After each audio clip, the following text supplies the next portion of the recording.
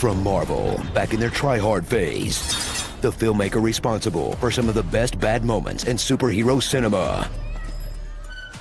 The guys who cranked out some of the dumbest fun movies since they cranked out both Cranks.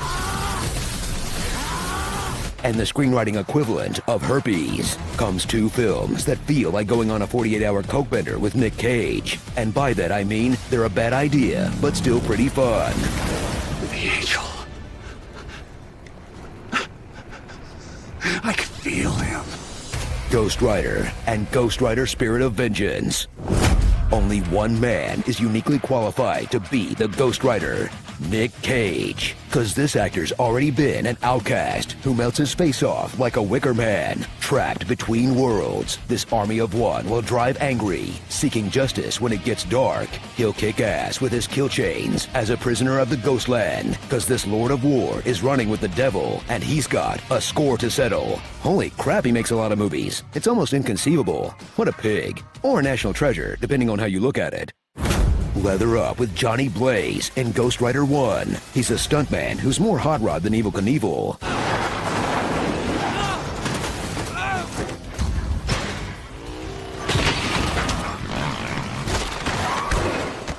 But when his dad has a light cough, aka movie speak for dying of cancer, he'll make a deal with the devil to prolong his life for about one afternoon. Stricken with grief, teenage Johnny will ghost his sweetheart, leaving her to grow into a reporter with a 10-year age difference, and now must become the Ghost Rider, a demon with the powers of riding a motorcycle, which she could already do, and scaring people to death with eye contact, which again, Nick Cage could already do. Follow up the campy original with an edgelord reboot in Ghost Rider Spirit of Vengeance, where they change his look, supporting cast, and origin story, because just shut up and embrace the chaos, okay? Fire piss! In the first one, he made a deal with the devil. Now, in the follow-up, he'll have an even worse idea and make a deal with a priest to bring him a young boy. Bring us the boy. In a sequel that abandons all restraint and just gives the people what they want, a skull monster barfing fire bullets into a goon's face. Full of high-octane visuals that almost overcome the moment when the f***ing Ghost Rider scolds you for pirating movies. You did something you wouldn't want the writer to see. A white lie, an illegal download. You wouldn't download a crane. Oh, wait, you would.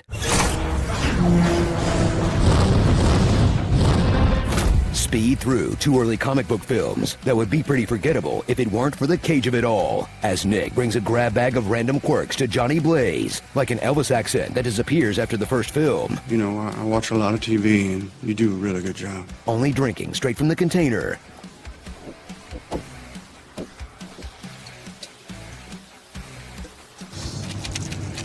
Unless it's jelly beans, in which case, martini glass. While off camera, he was bringing the weird by doing his own makeup, sewing totems into the lining of his jacket. And then I would sew in bits of Egyptian artifacts that were thousands of years old into my costume. And just generally freaking out at all times for our entertainment. No conscience, just hunger. If you want to pull that trigger, do it. Scraping at the door! Scraping at the door!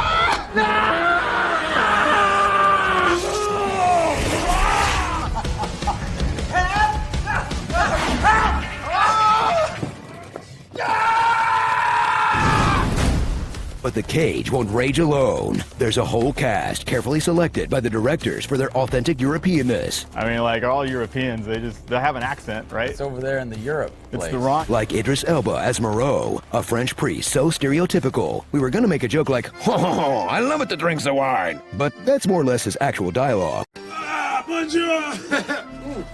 Sam Elliott as the narrator from The Big Lebowski, doing the kind of authentic portrayal of the American West that he stands for. Jane Campion could never. Rebel Wilson? Huh, that's random. A WandaVision fan theory video's worth of Mephistos, played by one actor who has to be in this movie because his deal with the devil was up, and one actor who has to be in this movie for his deal with the devil to get started. Plus, a new metal band's worth of unthreatening pale demon boys. Look out, Ghost Rider, it's Puddle Guy, White Dreadlocks, Rockabilly Twilight, and the personification of mold. So return to the bad old times of 2000s comic book movies, before Iron Man made them cool, and Nolan prestiged the out of everything. Even though real fans know these are some of the most true to comics films ever made. Not because they're accurate, because they're loud, fun, and barely make sense. Comics are mostly dumb. That's why we love them. My name is Legion, for we are many. Starring Daredevil. What? It makes more sense for him than a blind lawyer. Blazing Saddles. Girls Want Eva. Logang. Soul Man. Demonic and Knuckles. The Conjuring. The Devil Made Me Do It. With him. Hellboy. Decay Hole. Dumbledore. Praden. And the least realistic parts in a movie with a flaming skull demon biker. I think I should walk you to your car. You're pretty and all, but why don't you just go back to wherever it is you came from? You think I'm pretty, right? Spawn in 60 seconds. Okay, why does Roxanne bring a magic 8-ball on a date? Will I be in the sequel? Outlook, not good.